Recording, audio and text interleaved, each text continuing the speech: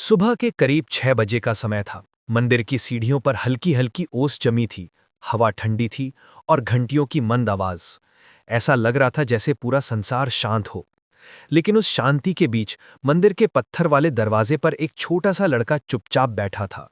धूल से भरी आधी फटी शर्ट, घुटनों में छेद वाली निक्कर और पैरों में टूटी हुई अलग अलग रंग की चप्पलें। उसका सिर झुका हुआ था, शायद दुनिया से नहीं, खुद से लड़ रहा था। मंदिर के पुजारी ने उसे देखा और हैरान होकर पास आए। बेटा, इतनी सुबह यहां क्यों बैठे हो? कुछ चाहिए था? लड़का धीमे से बोला, मुझे भगवान से बात करनी है। पुजारी ने हल्की मुस्कान के साथ पूछा, क्या बात? लड़का ऊपर देखता है, उसकी आंखें सूजी हुई थी। मेरी चप्पल टूट गई। आज स्कूल में टेस्ट था। पैदल जाऊंगा तो देर हो जाएगी और बिना चप्पल के लोग हंसते भी हैं। पुजारी का दिल पिघल गया। तो माँ बाप से बोल देते।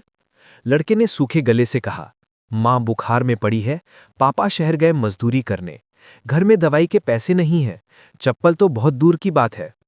पुजारी कुछ पल के लिए चुप हो गए। लड़का आगे बोला, मैं भगवान के पास इसलिए आया हूं कि उनसे पूछ सकूं, क्या गरीबों को पढ़ने का हक नहीं होता? क्या हमारी तकलीफें कभी खत्म नहीं होती? ये सुनकर पुजारी की आंखें भर आईं। इतनी छोटी उम्र और इतना बड़ा दर्द। तभी पीछे से एक गाड़ी रुकी।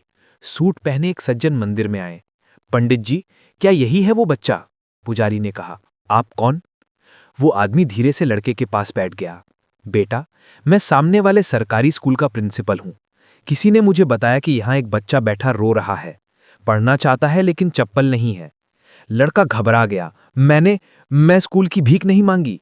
मैं बस भगवान से पूछ रहा था कि क्या मैं लायक हूं।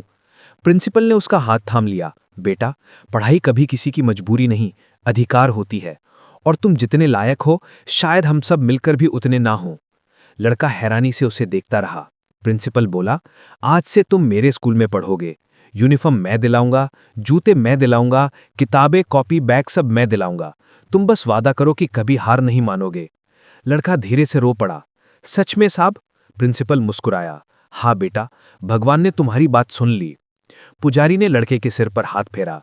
भगवान मूर्ति में नहीं होते, ऐसे इंसानों के दिल में होते हैं जो बिना वजह किसी और का भला कर दें।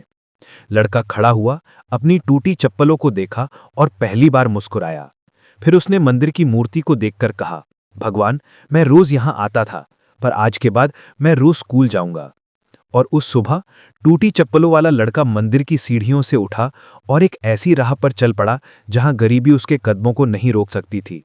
सिर्फ उसकी पढ़ाई और उसका हौसला आगे बढ़ रहा था। अगर कहानी ने दिल छू लिया हो तो एक लाइक जरूर करना। ऐसी ही सच्चाई भरी कहानियां रोज सुनने के लिए चैनल को सब्सक्राइब कर लो और शेयर करके एक दोस्त को भेजो। क्या पता उसकी सोच भी बदल जाए।